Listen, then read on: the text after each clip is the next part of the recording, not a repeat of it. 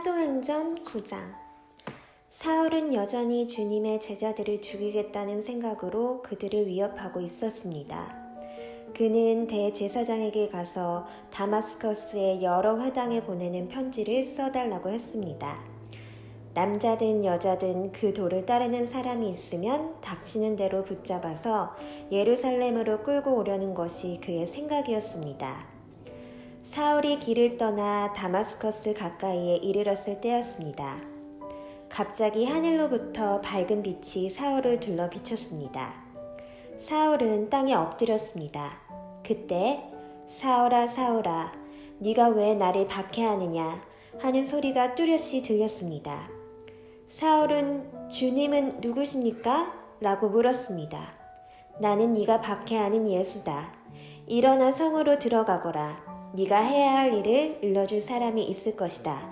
라는 목소리가 들렸습니다.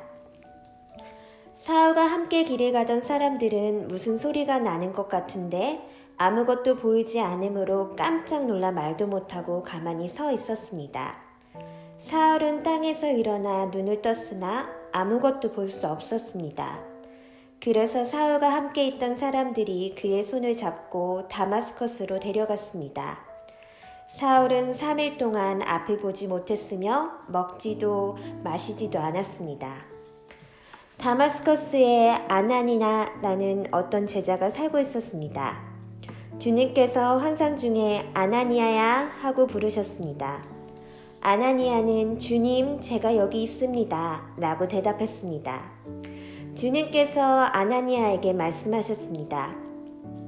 일어나 고든 길이라고 하는 거리로 가거라. 그리고 유다야 집에서 사울이라는 다소 사람을 찾아라. 그가 지금 거기서 기도하고 있다. 그가 환상 속에서 아나니아라는 사람이 찾아와 자신에게 손을 얹어 시력을 회복시켜주는 것을 보았다. 아나니아가 대답했습니다. 주님, 제가 많은 사람들에게서 그 사람에 관한 소문을 들었는데 그가 예루살렘에 있는 주님의 성도들에게 많은 해를 입혔다고 합니다. 그리고 그 사람은 대제사장들에게서 주님의 이름을 믿는 모든 사람들을 잡아 갈 수 있는 권한을 받아가지고 이곳에 왔다고 합니다. 그러나 주님께서 아나니아에게 말씀하셨습니다. 가거라. 그는 이방 사람들과 여러 왕들과 이스라엘 백성 앞에서 나의 이름을 전하도록 선택된 나의 도구이다. 그가 내 이름을 위해 얼마나 많은 고난을 당해야 할지를 내가 그에게 보여주겠다. 아나니아는 그곳을 떠나 사울이 있는 집으로 가서 사울에게 손을 얹고 말했습니다.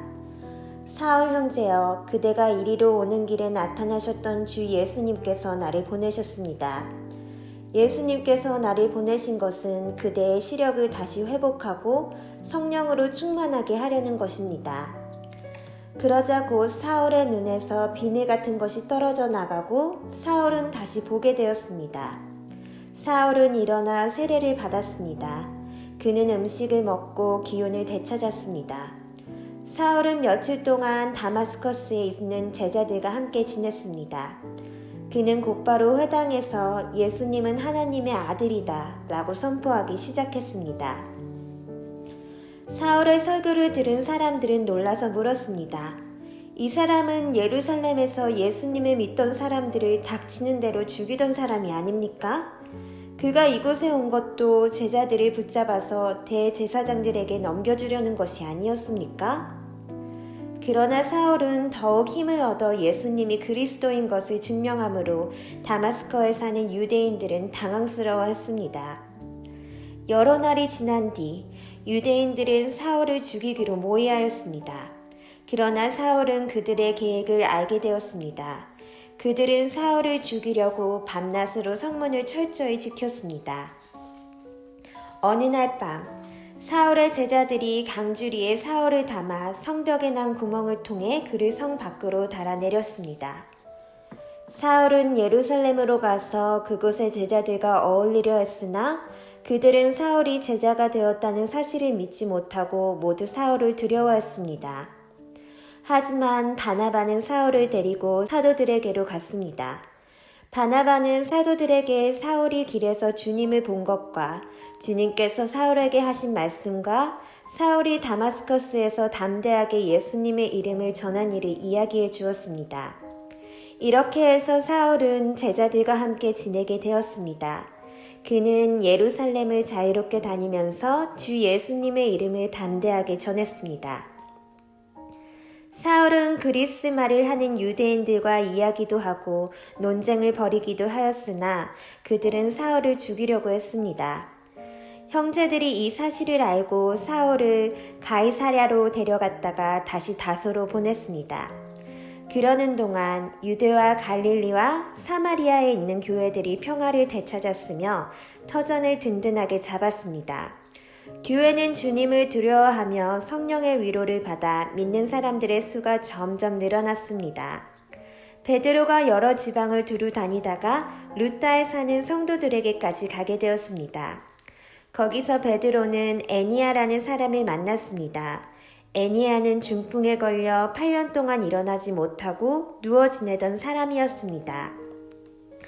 베드로가 그에게 애니야여, 예수 그리스도께서 그대를 고쳐주실 거요. 일어나 자리를 정돈하십시오. 라고 말했습니다. 그러자 애니야가 곧 자리에서 일어났습니다. 루다와 사론에 사는 모든 사람들이 그를 보고 주님께로 돌아왔습니다. 요빠에 다비다라는 여제자가 있었습니다. 그 이름은 그리스어로 하면 도르가인데 그 뜻은 사슴입니다. 다비다는 언제나 착한 일을 하고 가난한 사람들을 돕는 일에 힘썼습니다. 베드로가 루다에 머물고 있는 동안 다비다가 병이 들어 죽고 말았습니다. 사람들은 다비다의 시신을 씻어 다락방에 두었습니다. 루다는 요빠에서 가까운 곳에 있었습니다. 요빠에 사는 제자들이 베드로가 루다에 있다는 말을 듣고 두 사람을 베드로에게 보내어 속히 와달라고 부탁을 했습니다. 베드로가 일어나 그들과 함께 요빠로 갔습니다. 베드로가 그곳에 이르자 사람들이 그를 다락방으로 안내했습니다. 과부들은 베드로의 곁에 서서 울며 도르가가 살아있을 때 만든 여러 옷가지들을 베드로에게 보여주었습니다. 베드로는 사람들을 모두 내보낸 뒤에 무릎을 꿇고 기도했습니다. 그리고 나서 시신을 향해 몸을 돌려 다비다여 일어나시오 라고 말했습니다. 그러자 다비다가 눈을 떠서 베드로를 보더니 일어나 앉았습니다. 베드로가 손을 내밀어 다비다를 일으키고 성도들과 과부들을 불러서 다비다가 살아난 것을 보여주었습니다. 이 소식이 요빠 전체에 알려지자 많은 사람이 주님을 믿었습니다. 베드로는 요빠에 있는 여러 날 동안 가죽 제품을 만드는 시몬의 집에서 묵었습니다. 사랑이 많으신 하나님, 우리 아이들이 하나님의 말씀을 듣고 하나님을 잘 따르는 아이가 되게 해주세요. 우리 아이들이 건강하고 밝게 자라게 해주시고 하나님의 축복을 받아 얼굴과 마음이 웃음으로 가득한 아이가 되게 해주세요. 예수님의 이름으로 기도드렸습니다. 아멘.